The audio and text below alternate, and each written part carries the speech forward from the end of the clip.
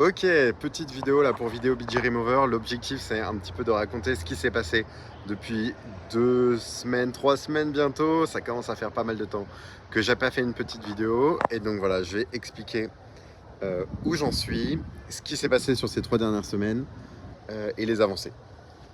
J'ai depuis 2 semaines et demie, 3 semaines rejoint un groupe d'entrepreneurs, de créateurs, de builders qui veulent réaliser leurs rêves qui s'appelle Anomaly Space. Et je suis actuellement sur la terrasse des locaux de Anomaly Space. Et voici la vue du truc. On est très très bien. Donc c'est dans les locaux de Morning, qui est une sorte de WeWork avec vraiment. Et là on peut voir. Hop là. Donc les locaux. Il y a des gens qui travaillent. Les gens restent travailler assez tard. Je me suis déjà retrouvé un samedi à 23h avec plein de gens différents, des gens qui sont trop curieux, des gens qui montent des projets cool. Donc voilà, très bonne énergie que je ne peux que recommander, Anomaly Space. Alors, pour Vidéo BG Remover, donc ça a été mon focus là depuis 3 semaines. Le SEO commence à grossir fortement. Je suis à quasi 500-600 visites par jour, ce qui est très fort.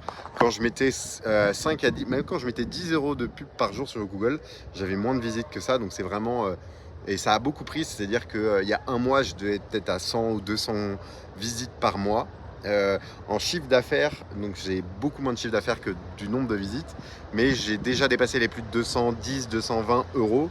Le mois dernier, donc tout le mois de mai, j'avais fait jusqu'à, petite pause, donc le mois dernier, j'avais fait 185 euros à peu près. Donc on est sur une augmentation du chiffre pour le mois de juin, donc ce qui est une bonne chose, et le mois de juin n'est toujours pas fini, donc les choses avancent et ça se passe bien.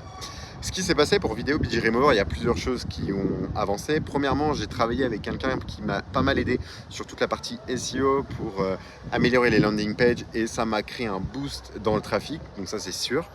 Donc beaucoup c'est du texte et c'est le fait d'avoir bien complété le plus d'informations possible sur la landing page. On a aussi rajouté un freemium, ce qui fait que les gens pouvaient directement exporter des vidéos gratuitement. Et là, les gens, ils ont arrêté de payer totalement pour le service, donc ça n'a pas été très très utile sur ce côté-là. Et j'ai enlevé le freemium, mais j'ai conservé une bonne partie du SEO. Donc ça, c'est sur la partie SEO. Ce que j'ai aussi rajouté, ce que j'ai aussi fait, c'est de faire une analyse complète de toutes les vidéos que les gens ils m'uploadaient pour bien comprendre les différents use cases des créateurs, des gens qui vont mettre des vidéos pour enlever les arrière-plans de vidéos. Donc je dois avoir plus de 50 000 vidéos qui ont été uploadées. Et les deux catégories qui reviennent le plus, c'est tout ce qui est animation. Donc que ce soit jeux vidéo, films d'animation, création de contenu animé. Donc ça, c'est la catégorie avec le plus de vidéos et vraiment de loin, qui doit peut-être représenter peut-être 1/5 des vidéos, ce qui est énorme. Et la deuxième catégorie, c'est tout ce qui est people, donc facecam. On voit une personne comme sur TikTok qui se monte devant une caméra. Donc ça, c'est la deuxième catégorie la plus représentée. J'ai aussi analysé que c'est plus les gens qui mettent des vidéos people qui payent le plus que l'animation.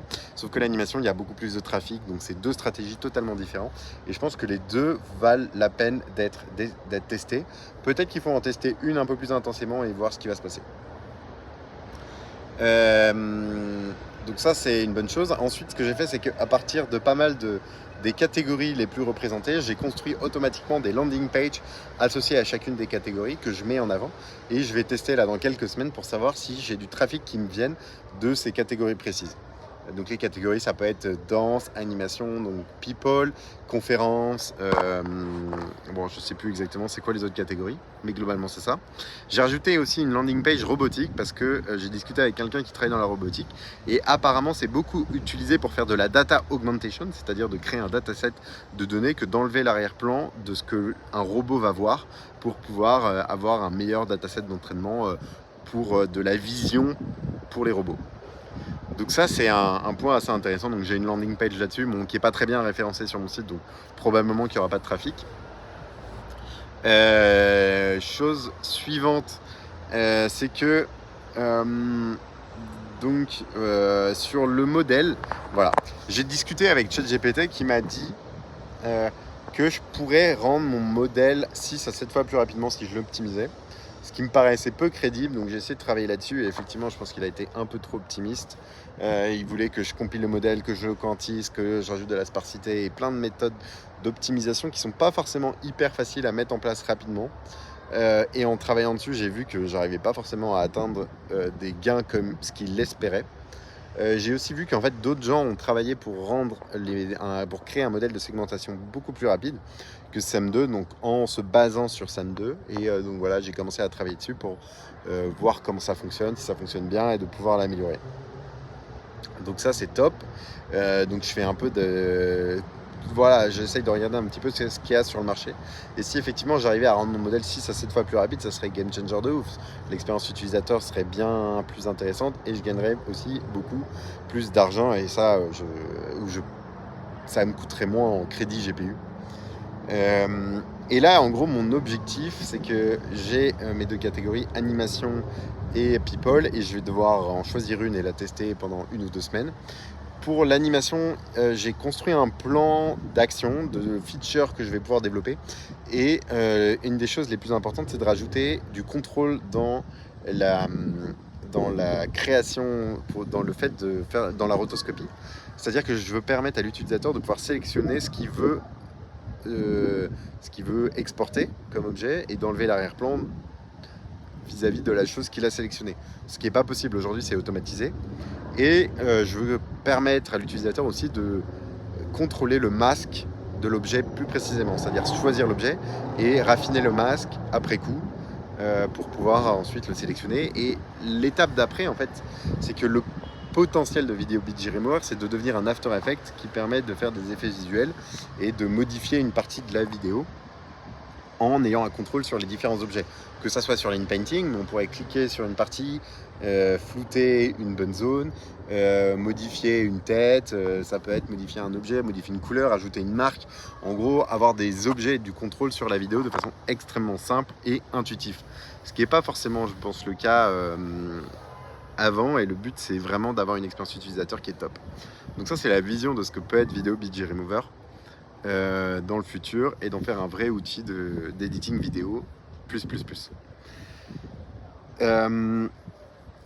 Donc je pense que j'ai fait le tour des différentes choses. Pour Slurp, j'ai pas travaillé sur Slurp, ça m'a pris pas mal de temps Video BG Remover.